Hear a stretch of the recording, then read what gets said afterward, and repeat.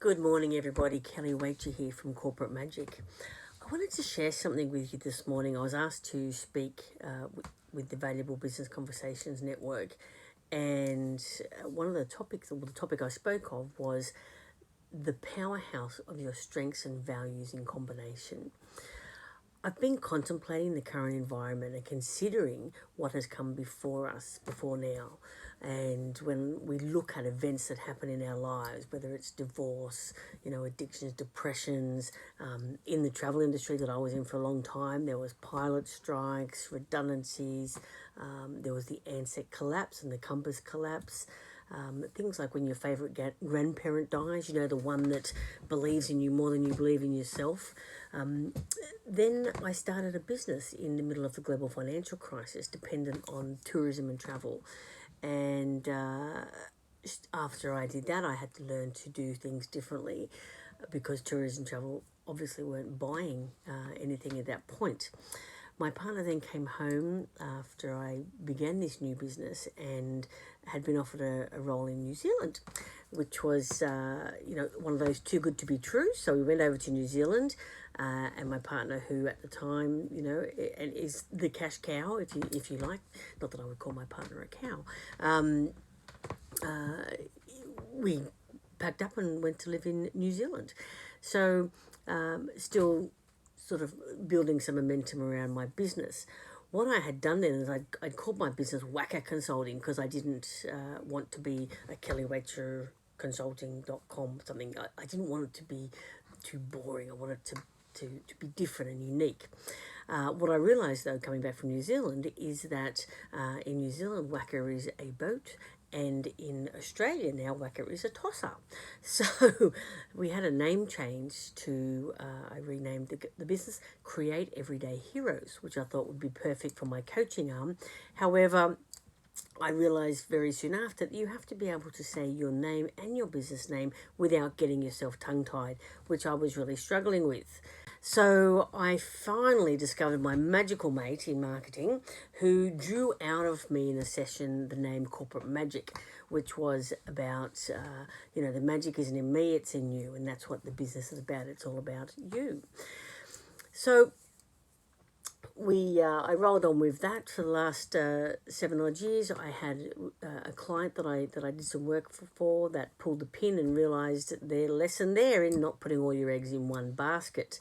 So over the last 5 years, I've really, like a phoenix from the ashes, risen and created diversity in the business and really looked into the areas of behavioural leadership and behavioural coaching, strengths coaching, and really that focus on what we do well rather than what we don't do well.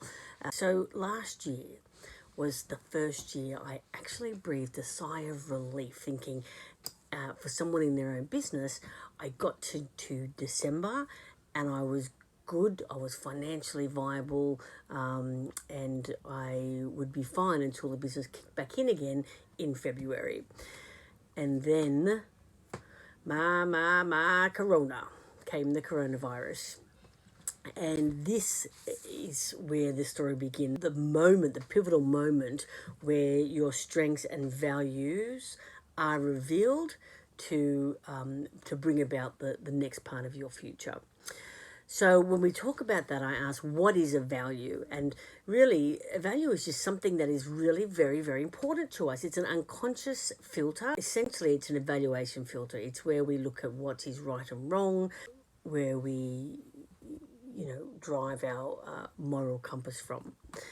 And what is a talent or strength? Our talents are instinctive and natural ways for us to behave. So we're all very unique and they contribute in different ways. But talents, using your talents over and over again, they become strengths. And you'll see this when you think about things that you've done really well and you felt really good about. See this come to the fore. Gallup's strengths, the organisation tells us that when we're engaging our talents, we have much higher levels of energy and vitality. We are more likely to achieve our goals. We perform better in every aspect of our lives. We're more engaged and we have greater confidence and less stress in what we're doing. So who doesn't want that in their lives? How does our combination of values and strength become a powerhouse for us in any current situation? And I think, just to give you a quick example, if I want to list my values, determination is right at the top, followed by flexibility, engagement, contribution, and results at the end of the day. So if I'm going to describe my values and how I utilize them in a sentence, for example, I would say that I am completely determined to deliver the best results through my coaching and facilitation programs.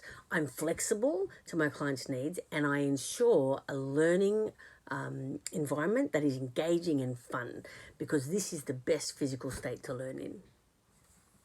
Okay, so this is how I utilize my values on a daily basis within my work sector. Now, values are very context driven, so your values at work can be different to your values at home. If I have a quick look at the summary of my top 5 Gallup strengths, they are individualization, which is about knowing, understanding a person's individual uniqueness and being able to relate to that. Relator, which is to be able to deep dive into people and build trust very quickly. My maximizer, which is wanting things to be good, better, best. Yeah, so always wanting good quality in the work that I do. Empathy, to be able to understand the position of the other people around me without going into their world.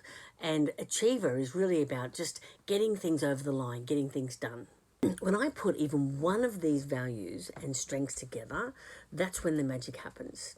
So as an example, when the coronavirus first started and a lot of people were shocked and kind of having emotional moments and moments of anxiety, as was I. Because I'm human. That's the humanness of it, and fear and things like that. And I guess you can choose to go down that spiral, and I only went down long enough to wake up realizing that grown women were having punch-ups over toilet paper in supermarkets. So it's at that moment that I have to really take a good look in the mirror, thanks Louise Hay, and ask myself 2 key questions. What can I do differently, and what else is there? And that really sets my mind onto a different journey of the way out, or the way forward in an environment where I am not in control of virus or what happens around me. My empathy allows me to look at people who are behaving in a way that they would never behave in usual circumstances, but people that are driven by pack mentality of survival and fear and anxiety, and being able to understand that, because that's in your friends, in your family, in your clients, in people around you. People are going to be acting a little bit differently. When I look at my maximizer and my ability to contribute, I look at the homeschooling I'm doing for my child, and the opportunity that I have to be able to teach them. I also have to use individualization, because I've got 2 kids that I'm teaching at my home, and both of them are different learners and they both have different personalities. So my individualization comes into play to be able to make sure that each of those kids can understand what I'm saying to them. This also comes together with my combination of achiever talent with my wanting to contribute as well. My relator is one of the key talents that I use when I'm dealing with people and individuals. It is just that. It's how we relate to each other.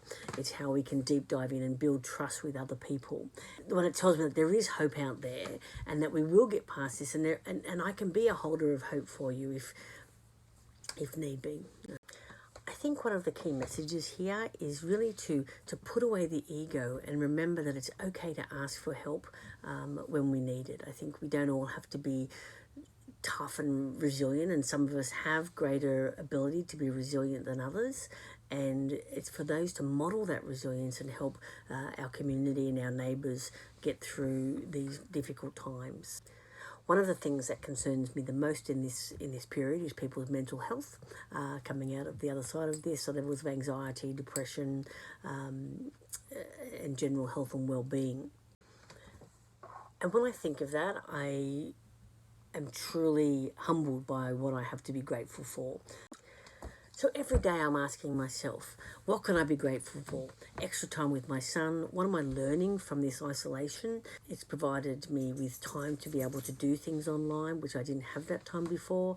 It has provided me time to really reconnect with my partner, time to enjoy. At the moment I'm enjoying good health, and also I have the knowledge of how to create 10 ways with mince.